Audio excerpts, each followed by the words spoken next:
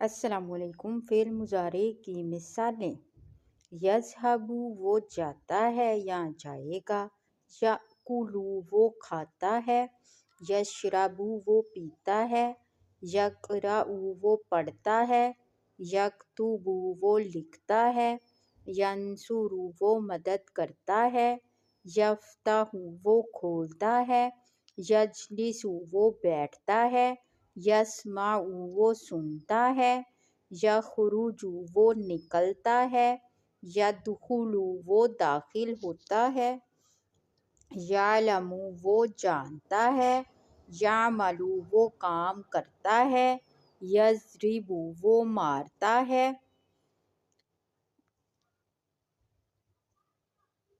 ینظر وہ دیکھتا ہے، یرجع وہ لوٹتا ہے، یلعب وہ کھیلتا ہے، یغسل وہ دھوتا ہے، یطبخ وہ پکاتا ہے، ینام وہ سوتا ہے۔